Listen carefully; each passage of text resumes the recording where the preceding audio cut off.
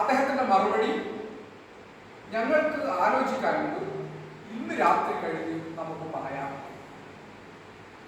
ആലോചന ആരംഭിച്ച് 2 ആഴ്ച പിന്നിട്ട് 3-ാമത്തെ ആഴ്ചയിലേക്ക് കടന്നു എന്നതല്ലാതെ ഈ വിഷയത്തിൽ കൃത്യമായ മറുപടി പറയാൻ മല്ലികാർജുൻ ഖാർഗെക്കോ രാഹുൽ ഗാന്ധിക്കോ ബാബരി വിഷയവുമായി ബന്ധപ്പെട്ട് ഇന്ത്യയിലെ മുസ്ലിങ്ങളോട് കാണിച്ചിട്ടുള്ള കൊടിയ ചതിയുണ്ടല്ലോ, ആ ചതിയുടെ തനി ആവർത്തനം CAA വിഷയത്തിലും കോൺഗ്രസ് എടുക്കാൻ പോകുന്നു എന്നതിന്റെ ഉദാഹരണങ്ങളാണ് നമുക്ക് കാണാൻ സാധിക്കുന്നത്. ഇത് തിരിച്ചറിയാൻ മുസ്ലിം ലീഗ് പ്രവർത്തകർ ഉൾപ്പെടെയുള്ളവർ തയ്യാറാണ് എന്നാണ് ഞങ്ങൾ സൂചിപ്പിക്കുന്നത്. ഇത്തരത്തിലുള്ള ചതി കോൺഗ്രസിന്റെ ചരിത്രത്തിൽ പലതവണ ആവർത്തിക്കപ്പെട്ടിട്ടുള്ളതാണ്.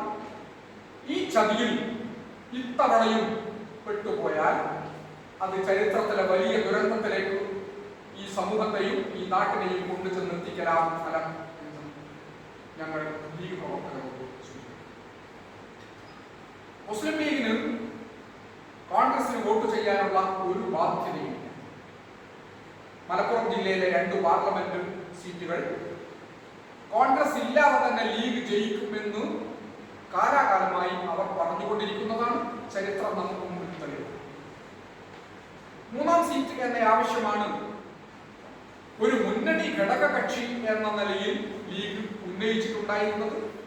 ലീഗ് ഇല്ലാത്ത പല സീറ്റുകളും കോൺഗ്രസിന് നഷ്ടപ്പെടും എന്നതിനാൽ ആ 3-ാം സീറ്റ് എന്നത് ഉന്നയിക്കാവുന്ന ഒരാവശ്യം തന്നെയാണ്. അംഗീകരിച്ചില്ല എന്ന് മാത്രമല്ല,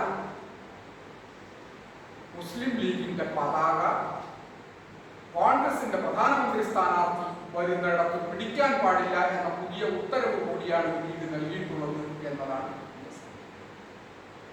ലീഗിന് മറ്റു 18 സീറ്റുകളിലും UDF സ്ഥാനാർത്ഥികൾക്ക് വോട്ട് ചെയ്യാൻ ഉത്തരവാദിത്വമില്ല.